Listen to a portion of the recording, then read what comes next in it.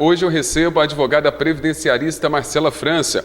Hoje nós vamos falar da revisão da vida toda e os seus desdobramentos neste ano de 2022. Para você que está nos acompanhando, a tese da revisão da vida toda havia sido julgada favoravelmente pelo STF, que é o Superior Tribunal Federal, aos seus segurados.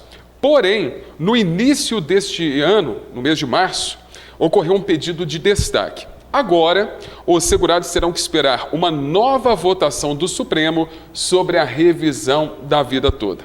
Esse é o nosso assunto que nós vamos bater um papo com você, telespectador, e também com a doutora Marcela França. Seja muito bem-vinda, doutora. Olá, Fábio, tudo bem? Tudo bem, pessoal que está em casa? É uma alegria estar aqui. Doutora, para a gente começar tirando as dúvidas, como está a movimentação do processo de revisão da vida toda? Fábio, como bem lembrado, a revisão da vida toda ela passou no plenário virtual do STF, tendo como voto de Minerva do Alexandre de Moraes, que foi o ministro, que decidiu sobre o julgamento da revisão da vida toda. Porém, o ministro Nunes Marques, que substituiu o Marco Aurélio, que aposentou, o que ele fez? Ele pediu vista do processo. Mas isso não é o mais grave. O mais grave é que o relator da revisão da vida toda é o André Mendonça. O André Mendonça é ex-AGU. Ele é ex-Advocacia Geral da União. O que é isso? Nós estamos no nosso processo que vai beneficiar os segurados. Tem como relator um advogado que a visão dele é pró-previdência, não é pró-segurado. Esse é o nosso problema em relação à revisão da vida toda. Nós precisamos aguardar, alguns institutos impetraram recursos para que o André Mendonça não seja o relator da revisão da vida toda. Mas como nós estamos em período eleitoral, eu acredito que vai esperar passar o período eleitoral para a gente ver o que vai ser decidido desse ano para o próximo ano. Agora, doutora, por que essa preocupação da AGU com a revisão da vida toda? O INSS, ele vem há anos fazendo o quê? Causando prejuízos aos aposentados e pensionistas. Não tem correção. Tudo que visa aposentado e pensionista é em desfavor deles. Então, a revisão da vida toda é como se o INSS estivesse nessa direção e a revisão da vida toda ela vem na direção contrária. Ou seja, a revisão da vida toda ela vai beneficiar milhares de segurados no INSS, de aposentados e pensionistas do INSS. Ou seja, vai mexer nos cofres públicos. Por isso, essa jogada no Supremo Tribunal Federal para deixar que o André Mendonça seja o relator do novo julgamento presencial da revisão da vida toda. Uma boa notícia que você está dando aí para o nosso telespectador que é segurado, que é aposentado, não é isso? Uhum. Doutora Marcela, essa revisão da vida toda, como você mesmo disse, revê os cálculos do INSS no momento da concessão do benefício. Esta reanálise, você disse que ela pode aumentar. Tem como mensurar isso, por enquanto, ou ainda não? Por enquanto, não é possível mensurar como que vai ser a majoração. O que a gente faz? A pessoa que tem direito à revisão da vida toda, eu vou dar um exemplo aqui. Imagina uma pessoa que começou a contribuir em 1979. Já era nascida. Você não, né? Não, já ainda era nascida. Ela começou a contribuir em 79. Quando chega em julho de 94, plano real. Em 99 muda a legislação base de cálculo de aposentadoria, só os períodos posteriores a julho de 94. Por quê?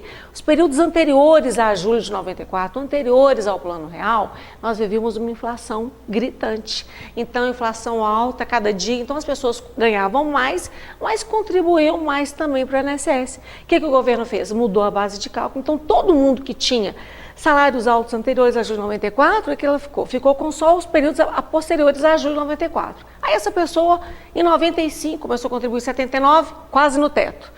Em 95, ela muda de emprego, começa a contribuir no salário mínimo. Na hora que ela for aposentar, o tempo dela que vai ser levado em consideração é o período de salário mínimo, onde ela tinha um baixo rendimento. Ou seja, após julho de 94. Você acha justo isso? Não. Não é justo. Não é mesmo. Então, a revisão da vida toda, ela está pedindo justamente isso, que sejam levados em consideração os valores pagos a título de contribuição previdenciária anteriores a julho de 94. Nada mais justo. Agora, na sua opinião, doutora, tem chance dessa revisão passar?